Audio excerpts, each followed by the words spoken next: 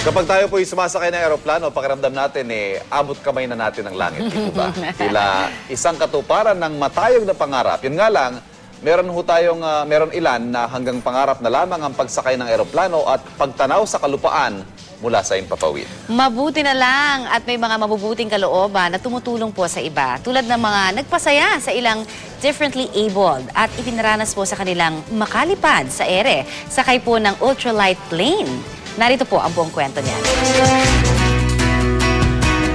Nandito tayo ngayon sa Angeles City Flying Club para sa Reach for the Sky 2. Ito ay isang event kung saan ay bibigyan ng once-in-a-lifetime na karanasan ang mga persons with disability na makasakay sa isang ultralight plane. Sa pangunguna ng grupong Photography with a Difference o PWD, na isa katuparan ang Reach for the Sky 2. Ang PWD ay isang grupo ng mga volunteer photographers na nais makatulong sa mga persons with disability gamit ang kanilang husay sa pagkuha ng mga larawan. Inumpisahan nila nung nakaraang taon ang kauna-unahang Reach for the Sky event, kung saan pumipili sila ng 6 na kalahok na sasakay sa mga eroplano sa bawat 7 beneficiary organizations. Sir John, ano po ba itong proyektong ito? Reach for the Sky. It's a collaboration between the Philippine Air Force, the Angeles City Flying Club.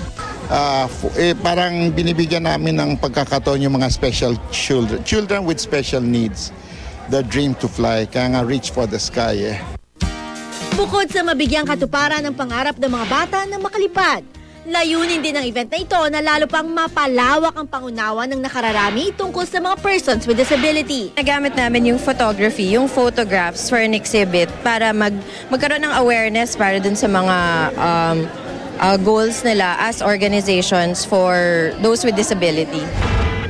Sinimula na event sa awiting handog ng magkapatid na Joshua at Jerome Nelmida, parehong visually impaired. Nagbigay din ng kanyang welcome remarks si Terry Hokenhall, ang presidente ng Angeles City Flying Club, upang opisyal na buksan ang event. Ayan na po, isa-isa nang sumasakay yung mga bata sa ultralight planes. Bawat bata ay may kasamang piloto sa buong ride na tatagal ng 10 minuto.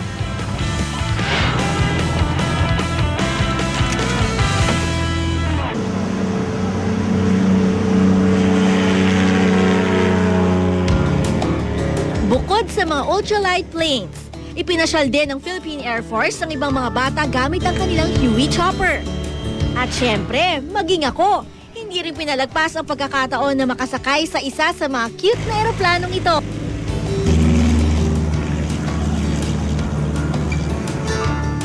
Sa aking paglilibot, nakilala ko si Luisa, isang 13 taong gulang na may Down syndrome.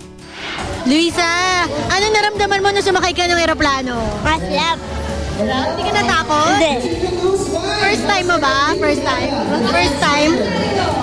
Isa ring hindi maaalis ang ngiti sa kanyang mga labi si Rose Ann, 15 taong gulang. Si Rose Ann ay pinanganak na may osteogenesis imperfecta o mas kilala bilang brittle bone disease. Pero hindi ito naging hadlang upang abutin ng kanyang pangarap makasakay ng eroplano. Natakot ka? Ano naramdaman ng mga nakita mo? Ano ba yung mga tanim po? Yung mga puno. Nung bago ka pumunta dito, nung sinabi sa'yo ng mama mo na sasakay ka ng eroplano, anong naramdaman mo? Masaya. Gusto mo bang ulitin? Opo. Nakilala ko rin dito si Maki, 13 taong gulang at panganay sa magkakapatid. Si Maki naman ay may autism. What did you feel? Brave. Brave? Yes. You didn't get scared? Yes, I not get scared. Bukod sa flying event, may iba ring activities na hinanda ang organizers gaya ng face painting, magic show at dance contest. Ano po yung fulfillment na natatanggap ninyo at ng grupo ninyo na makitang masaya yung mga children with special You can look at it, look at yourself, right? You're so happy pag nakita mo sila talagang, even the parents. Actually, it's more the parents who are more excited.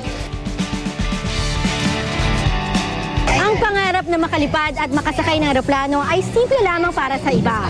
Ngunit para sa mga magulang ng mga batang nakasama natin ngayong araw, ang ngiti sa labi ng kanilang mga anak ay walang katumbas ang halaga. Totoo naman yan. Dito ako ng mga bata. Ako, subukan ko na po yan, I got scared. Natakot talaga ako.